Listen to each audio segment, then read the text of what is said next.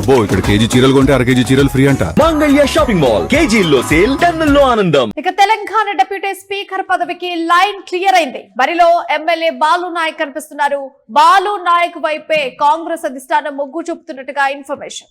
అయితే దేవరకొండ ఎమ్మెల్యేగా ప్రాతినిధ్యం వహిస్తున్నారు బాలు నాయక్. గతంలో డోర్నకల్ ఎమ్మెల్యే రామచంద్ర నాయక్ ను డిప్యూటీ స్పీకర్ గా నియమించినట్టుగా కాంగ్రెస్ ఇష్టాన్ని చెప్పింది. కానీ బాధ్యతలు ఆయన చేపట్టలేదు. ఇక మంత్రి పదవే కావాలంటూ డోర్నకల్ ఎమ్మెల్యే ఆయన పట్టుబట్టారు. లంబాడి లేదా ఎస్టీ సామాజిక వర్గానికి డిప్యూటీ స్పీకర్ ఇవ్వాలని చెప్పేసి అధిష్టానం నిర్ణయం తీసుకుంది. అసెంబ్లీని ప్రత్యేకంగా సమావేశపరిచి ఉపసభాపతి ఎన్నిక నిర్వహించే అవకాశం కూడా కనిపిస్తోంది. సో మొత్తానికైతే బాలు నాయక్ పై మొగ్గు చూపుతున్నట్టుగా ఒక ఇన్ఫర్మేషన్ అందుతుంది. దీనికి సంబంధించి మరింత ఇన్ఫర్మేషన్ మా ప్రతినిధి సత్య అందిస్తారు.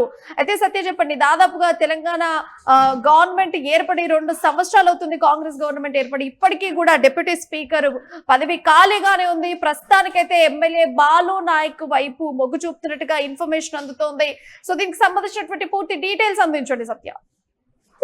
ప్రధానంగా తెలంగాణ రాష్ట్ర వ్యాప్తంగా కూడా ప్రస్తుతం ఈ డిప్యూటీ స్పీకర్ ఎవరు అనేది చర్చనీయాంశంగా మారిన పరిస్థితి అయితే కనబడుతుంది. అయితే డిప్యూటీ స్పీకర్ కు సంబంధించి ఎవరికి ఇస్తారు అనేది పెద్ద చర్చగా మారింది. అయితే గతంలో దేవరకొండ ఎమ్మెల్యేగా ఉన్నటువంటి బాలు నాయక్, అలాగే డోర్నకల్ ఎమ్మెల్యే రామచంద్ర నాయక్ ఇద్దరు కూడా అంటే పోటీ పడ్డారు. అయితే డిప్యూటీ స్పీకర్ పదవి మరి ఏదైతే బాలు నాయక్ ఇవ్వాలనేది ఫస్ట్ కేంద్రం ఏదైతే అధిష్టానం నిర్ణయించింది. అయితే ఆయనకు వద్దు అనడంతో ఖచ్చితంగా ఇది నేనే తీసుకుంటాను, నేనే డిప్యూటీ స్పీకర్ గా మరి బరిలో దిగుతానంటూ కూడా ఇటు బాలు నాయక్ అయితే ధీమా వ్యక్తం చేస్తా ఉన్నారు. అయితే 6 నెలలు 7 నెలలు గడుస్తున్నా గానీ ఎమ్మెల్యే రామచంద్ర నాయక్ మరి ఎలాంటి స్పందన లేదు. ఎందుకంటే డిప్యూటీ స్పీకర్ పదవి అనేది నాకు వద్దు, నేను మంత్రి పదవి ఇస్తేనే తీసుకుంటాను. ఎందుకంటే లంబాడీలకు ప్రాతినిధ్యం ఎవరు లేరు మంత్రిగా, నేను లంబాడీ సామాజిక వర్గానికి నేను మంత్రిగా ఉంటానంటూ కూడా ఆయన మరి ప్రతిపాదన చేశారు. అయితే ఈ సమయంలోనే మరి ఈ పదవికి బాలు నాయక్ మొగ్గు చూపారు. అయితే ఇటు ఇక్కడ ఉన్నటువంటి మంత్రులు కావచ్చు, అలాగే ఇక్కడ ఉన్నటువంటి కేబినెట్ మంత్రులు అందరితో కూడా ఆయన లాలూచీలు పంపారు. అలాగే సీఎం రేవంత్ రెడ్డితో కూడా మరి మొత్తం నివేదిక తీసుకున్నారు. అంటే అధిష్టానానికి మొత్తం కూడా లైన్ క్లియర్ చేసుకునే దిశగా ఆయన తీవ్ర ప్రయత్నాలు చేస్తా ఉన్నారు. అయితే ఇప్పుడు ప్రస్తుతం ఈ 2-3 రోజులలో మొత్తం కూడా కేబినెట్ ఒక మీటింగ్ పెట్టుకొని తుది డిప్యూటీ స్పీకర్ పదవిని మరి ఆయనకు అప్పజెప్పే అవకాశాలు గాంధీ వర్గం కనపడతా ఉంది. అయితే సత్య ఎక్కువగా ఎమ్మెల్యే బాలు నాయక్ పైనే మొగ్గు చూపుతుంది అధిష్టానం. దీనికి కేవలం కారణం లంబాడీ సామాజిక వర్గ సమీకరణాలైనా లేకుంటే సీనియారిటీ చూస్తున్నారా? ఏ విధంగా అధిష్టానం ఈ నిర్ణయం తీసుకుంది?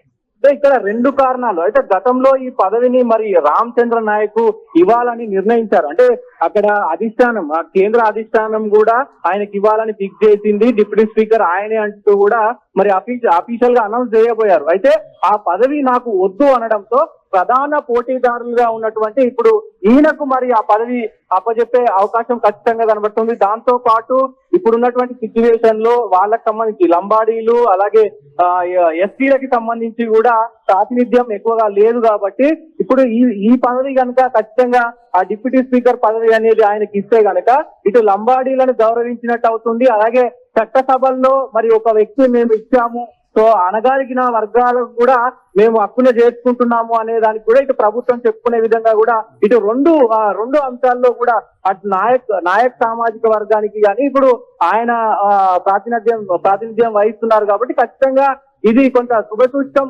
ఏదైతే ఈ లంబాడీలకు.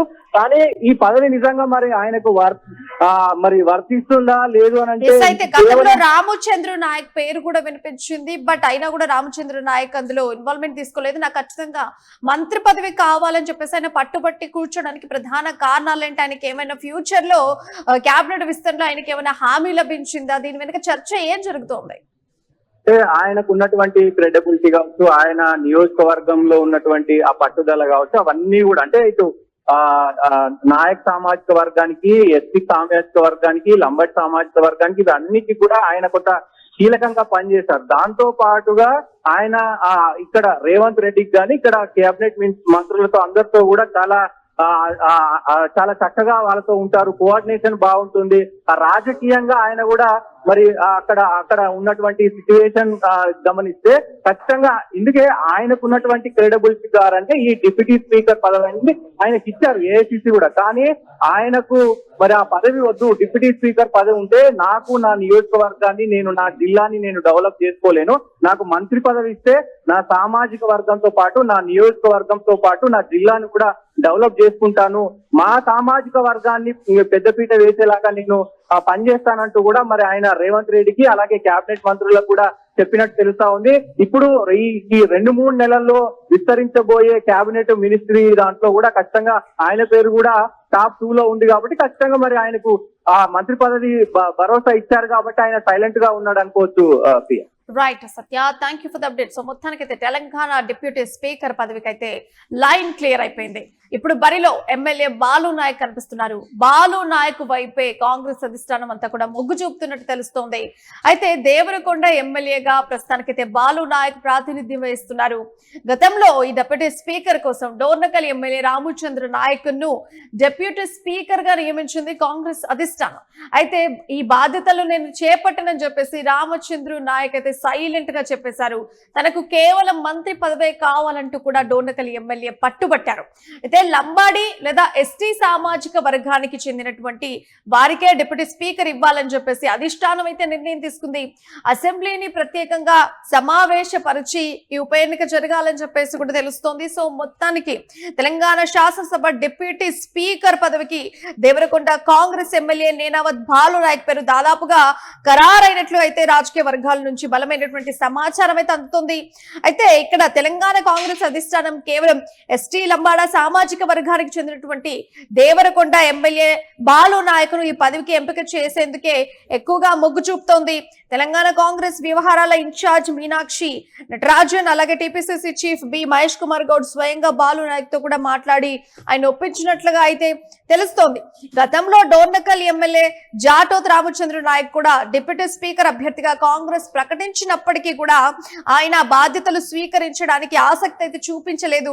డిప్యూటీ స్పీకర్ పదవిని తీసుకుంటే భవిష్యత్తులో కేబినెట్ విస్తరణలో మంత్రి పదవి దక్కదనేటువంటి ఉద్దేశంతో ఆయన పదవికి దూరంగా ఉంటూ కేబినెట్ బర్త్ లేదా ప్రభుత్వ వైపుగా కొనసాగడానికి ఆయన ఎక్కువగా మొగ్గు చూపారు. అయితే సుదీర్ఘ కాలంగా పెండింగ్ లో ఉన్నటువంటి డిప్యూటీ స్పీకర్ ఎన్నికను త్వరలోనే నిర్వహించాలని ముఖ్యమంత్రి రేవంత్ రెడ్డికి అధిష్టానం సూచించింది. దీనికోసం త్వరలోనే అసెంబ్లీని ప్రత్యేకంగా సమావేశపరిచి ఉపసభాపతి ఎన్నికను కూడా ఏకగ్రీవం చేసేటువంటి అవకాశం అయితే కనిపిస్తుంది.